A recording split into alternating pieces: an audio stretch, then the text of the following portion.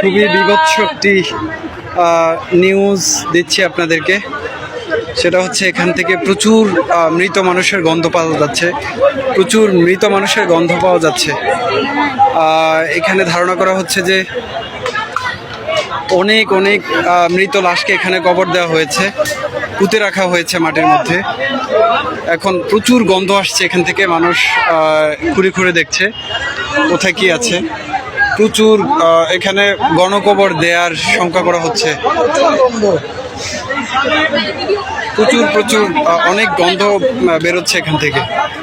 এই জায়গাটি হচ্ছে গণভবনের ভেতরের সামনের সাইড। অনেক মানুষকে এখানে পুঁতে রাখার আলামত পাওয়া যাচ্ছে। আমি আপনাদেরকে একটু দেখাচ্ছি। এখানে যে নতুন চিহ্ন দেখা যাচ্ছে, চিহ্ন দেখা যাচ্ছে যে এখানে গণকবরের চিহ্ন পাওয়া যাচ্ছে গণভবনের ভেতরে। প্রচুর মরা লাশের গন্ধ বেরোচ্ছে এখান থেকে। এখানে উৎসুক মানুষ দেখতে পাচ্ছে।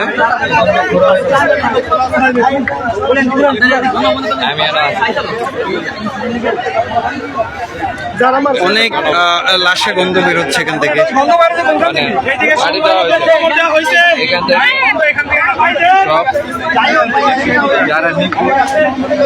এখানে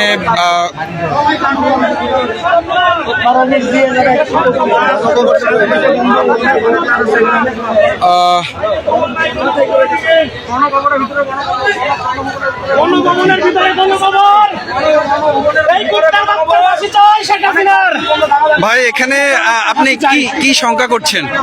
ভাই এখানে 1000 উপরে মানুষের গণকবর দেওয়া হয়েছে ভাই গণভবনে। জি, 1000-এর উপরে গণকবর দেওয়া হয়েছে। এই স্বৈরাচারী সরকার আমাদের ছাত্রদের গণকবর দিচ্ছে, সাধারণ মানুষের গণকবর দিচ্ছে।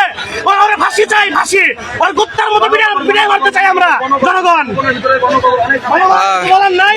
জি জি, ধন্যবাদ। ফাঁসি দেওয়া, ফাঁসি দিতে হবে ভাই। এখানে সবার দাবি একটাই, ফাঁসি দিতে হবে। জি, ইনশাআল্লাহ। জনগণের একটাই দাবি, সাধারণ মানুষের দাবি, আমাদের ছাত্রদের দাবি, সবার দাবি ফাঁসি চাই। আমরা আর কিছু চাই না, ফাঁসি চাই, ফাঁসি চাই, ফাঁসি চাই, ফাঁসি চাই। এই মুহূর্তে এখানে মানুষ ক্ষোভে ফেটে পড়ার মতো অবস্থা।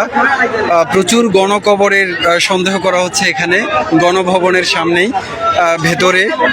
তো এখান থেকে প্রচুর গন্ধ বেরোচ্ছে। এখানে টেকাই রায় হয়ে পড়ছে। এখানে চিহ্ন দেখা যাচ্ছে, অনেক নতুন কবরের চিহ্ন পুঁতে রাখা হয়েছে, পুঁতে রাখার চিহ্ন দেখা যাচ্ছে গণভবনের ভেতরে।